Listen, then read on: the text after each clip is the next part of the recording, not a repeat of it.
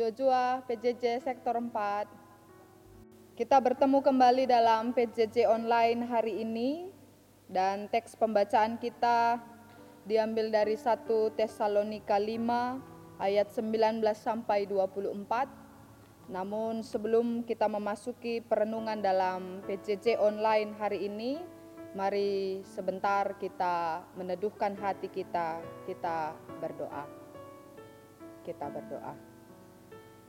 Ya Allah Sang Pengasih, kami bersyukur atas kebaikan Tuhan yang masih dapat kami rasakan hingga saat ini.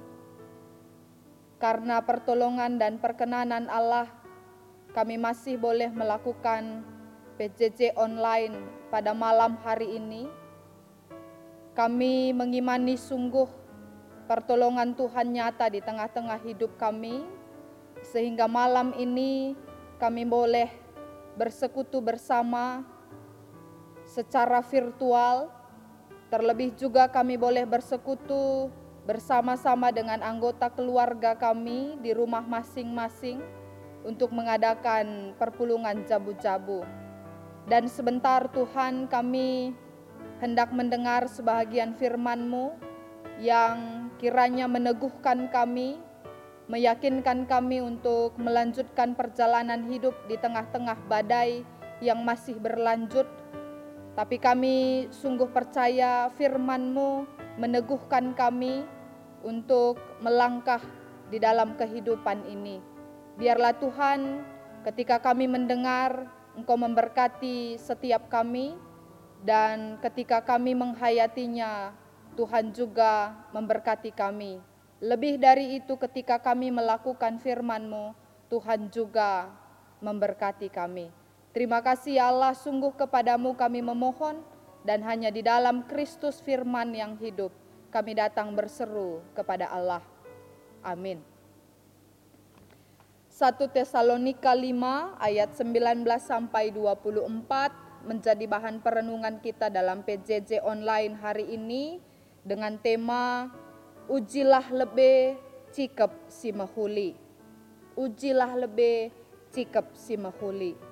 Bahagian pembacaan kita hari ini, saudara terkasih, merupakan satu bagian akhir sebelum kata penutup yang diperlihatkan oleh Rasul Paulus kepada jemaat di Tesalonika.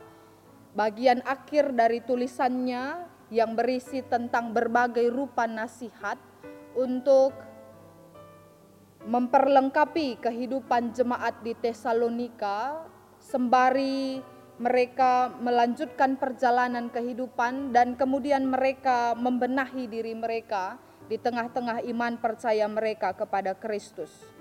Dan di tengah-tengah tantangan yang dihadapi oleh jemaat Tesalonika, surat Rasul Paulus ini menjadi sebuah surat pastoral yang mengajak mereka untuk hidup seturut dengan kehendak Allah, menyatakan tindakan-tindakan bahkan karakter-karakter yang mewujudkan kebaikan Allah di tengah-tengah relasi mereka dengan orang lain. Sebelum tiba pada pembacaan kita ayat 19 sampai ayat 24, terlebih dahulu Rasul Paulus sudah berbicara tentang beberapa nasihat kepada jemaat yang ada di Tesalonika. Ada 4 poin nasihat yang diperlihatkan oleh Rasul Paulus kepada jemaat itu. Yang pertama, mereka diajak untuk menghargai orang-orang yang bekerja di antara mereka, yang memperkenalkan iman, yang memperkenalkan Injil, yang memperkenalkan Kristus kepada umat, sehingga proses menghargai itu terjadi dalam relasi mereka. Yang kedua, Rasul Paulus juga berbicara untuk jemaat ini sehingga mereka diminta untuk mewujudkan kehidupan perdamaian seorang dengan yang lain. Di tengah-tengah relasi yang bersinggungan dengan banyak orang, membuat mereka harus mewujudkan sebuah perdamaian sebagaimana yang dikehendaki oleh Allah. Dan secara lingkup lebih kecil, Rasul Paulus memberi 2 perintah lainnya, yaitu jemaat Tesalonika itu harus mampu saling mengingatkan Dengan kata yang dipergunakan di sana adalah saling menegur satu dengan yang lain. Jika ada satu melakukan kekeliruan, menyatakan dirinya salah, ataupun juga melakukan tindakan-tindakan yang tidak sesuai dengan yang seharusnya mereka lakukan, orang-orang di komunitas mereka harus saling mengingatkan. Dan dalam komunitas itu juga mereka harus hidup bersukacita, harus penuh dengan doa dan senantiasa bersyukur. Itu beberapa nasihat yang diperlihatkan Rasul Paulus kepada jemaat Tesalonika sebelum sampai pada pembacaan kita ayat 19 hingga ayat 24 pada malam hari ini. Itu saja sudah begitu banyak nasihat yang diperlihatkan oleh Rasul Paulus. Tapi lebih daripada itu, Rasul Paulus menambahkan, dan itu menjadi bagian perenungan kita pada malam hari ini, ayat 19 sampai 24. Di sana diperlihatkan Rasul Paulus juga meminta jemaat Tesalonika untuk menjaga roh yang ada di dalam diri mereka, sehingga Rasul Paulus berkata, janganlah padamkan roh. Artinya jemaat Tesalonika diminta oleh Rasul Paulus untuk memelihara semangat yang ada di dalam diri mereka. Tentu kita tahu, kalau kita cari dalam terjemahan yang berbeda, roh itu berasal dari kata spirit. Kalau kita sederhanakan secara penggunaan bahasa sehari-hari, spirit itu berbicara tentang semangat yang ada di dalam kehidupan kita. Ketika semangat itu ada, spirit itu ada, tentu roh akan menyala-nyala. Artinya Rasul Paulus sedang mengajak umat untuk hidup dalam semangat yang sebagaimana yang telah dinasihatkan di bagian awal. Mereka tetap hidup dalam perdamaian, hidup dalam saling mengingatkan, penuh sukacita, doa dan bersyukur. Dan di sana ternyata mereka menghidupi spirit, roh yang bersumber daripada Allah. Sehingga Rasul Paulus meminta umat untuk memelihara semangat itu di tengah-tengah kehidupan mereka, dan semangat itu membuat mereka mampu untuk menjalani kehidupan sebagaimana yang dikehendaki oleh Allah. Pada bagian selanjutnya, Rasul Paulus juga mengingatkan untuk senantiasa memberi penghargaan, memberi penghormatan. Setidak-tidaknya mereka mengingat bahwa nubuat-nubuat yang nyata di dalam kehidupan mereka, bahkan yang hadir di dalam hidup mereka itu adalah sesuatu yang sangat berharga.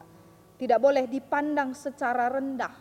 Ini sangat berkaitan tentang nasihat yang pertama yang diperlihatkan oleh Rasul Paulus pada bagian awal tadi, untuk menghargai mereka yang bekerja di tengah-tengah umat itu. Mereka menyampaikan kebaikan Tuhan, mereka menyampaikan apa yang dikehendaki oleh Allah, dan perintah-perintah itu janganlah dipandang sebagai sebuah yang rendah, tapi dilihat sebagai sesuatu yang berharga, karena semuanya itu bersumber daripada Allah yang membantu, menolong mereka untuk hidup seturut dengan kehendak Tuhan saja. Pada bagian selanjutnya, Rasul Paulus juga berkata kepada umat itu dalam tulisannya dengan berkata, ujilah segala sesuatu dan peganglah yang baik. Dan ini menjadi bagian tema kita hari ini, ujilah lebih, janah cikep si mahuli. Rasul Paulus mengizinkan jemaat di Tesalonika untuk mencoba banyak hal, kemudian menggunakan logika mereka, apakah ini yang tepat, apakah itu yang sesuai, apakah ini yang dikehendaki oleh Allah, atau itu yang menyenangkan hati Tuhan.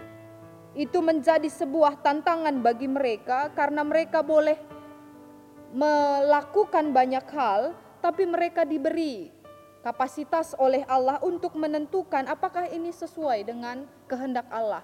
Jadi ini berhubungan dengan nubuat-nubuat yang ada, berhubungan pula dengan apa yang disampaikan oleh orang yang bekerja di tengah-tengah mereka. Berkesinambungan sekali apa yang diperlihatkan oleh Rasul Paulus. Jadi ada sebuah kebebasan yang diberi kepada umat, sekaligus juga ada sebuah ikatan. Bebas mereka untuk melihat banyak hal, bebas pula mereka memilih mana yang baik bagi mereka. Oleh karena itu, ujilah segala sesuatu dan peganglah yang baik. Versi Karo ini sepertinya jauh lebih enak didengar karena kemudian mengajak kita untuk melakukan sebagaimana yang dimunculkan dalam pepatah orang Karo, sik-sik lebe maka tindes.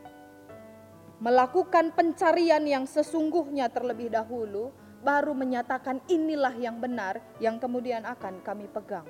Tidak sembarangan saja, tapi justru melewati berbagai proses untuk menentukan inilah yang benar. Artinya, Rasul Paulus mengajar umat yang ada di Tesalonika untuk benar-benar menggunakan akal mereka untuk melihat konteks kehidupan yang beragam saat itu dan justru menggunakan akal mereka untuk menentukan pilihan yang tepat seturut dengan kehendak Allah. Oleh karena itu, pada bagian yang terakhir, nasihat yang terakhir, Rasul Paulus berkata, jauhkanlah dirimu dari segala jenis kejahatan. Karena logika telah dipergunakan sehingga umat tahu apa yang harus dihindari, apa yang harus dilakukan, dan umat kemudian sanggup menjauhkan dirinya dari segala jenis kejahatan yang memungkinkan mereka melakukan dosa di hadapan umat.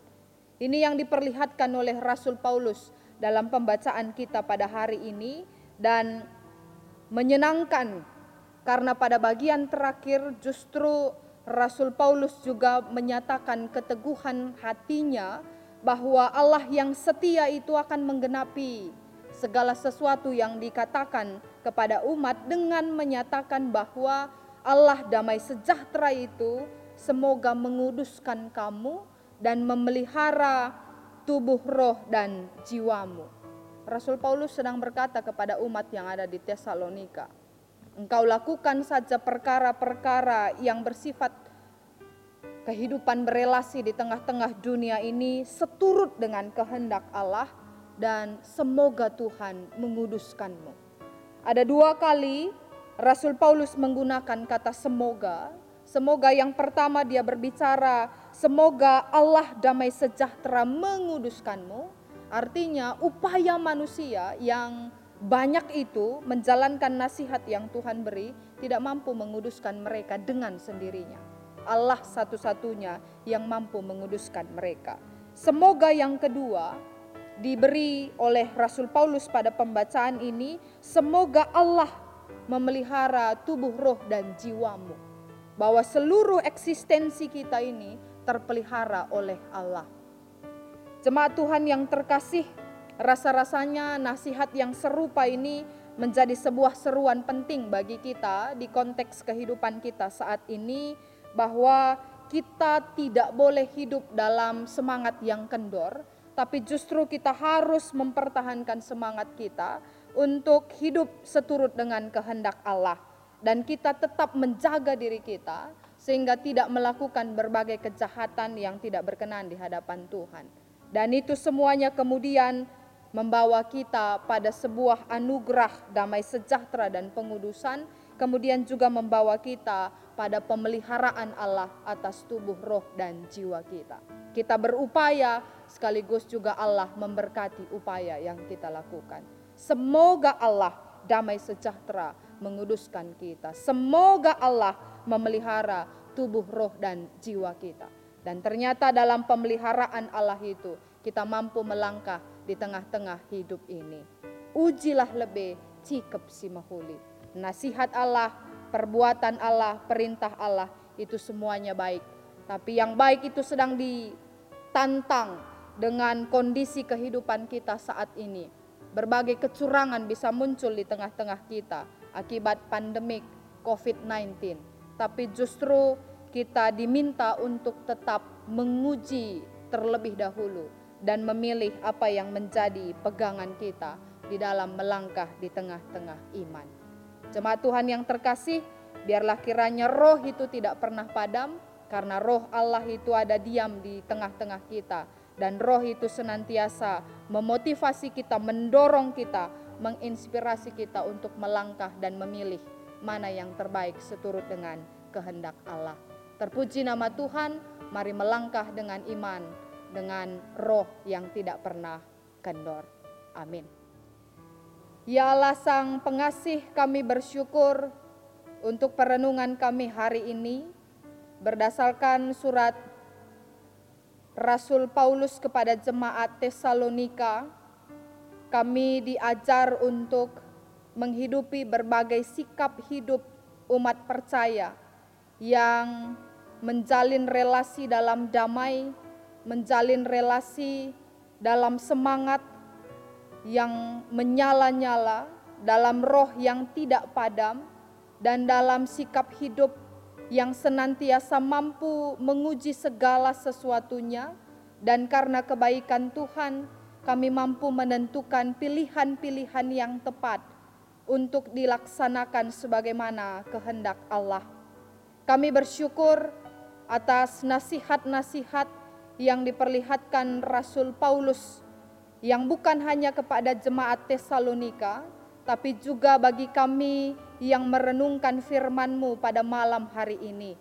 Biarlah kami mampu menjalani kehidupan kami dan melakukan berbagai ragam nasihat yang boleh kami dengar, yang boleh kami baca, yang boleh kami terima berdasarkan surat Rasul Paulus ini. Dan semoga Allah damai sejahtera itu menguduskan kami. Allah damai sejahtera itu terus memelihara tubuh, roh, dan jiwa kami. Karena sesungguhnya Tuhan, dalam pemeliharaan-Mu kami mampu melangkah, dan dalam pemeliharaan-Mu kami tahu apa yang harus kami lakukan sebagai umat percaya. Kami bersyukur atas firman-Mu yang kami dengar pada malam ini. Biarlah kiranya kami hidup dalam berbagai upaya, dalam berbagai usaha untuk senantiasa mempertahankan semangat kami untuk melakukan kebaikan sebagaimana kehendak Allah. Terima kasih Tuhan, di dalam Kristus Yesus, firman yang hidup, kami datang berdoa kepadamu. Amin.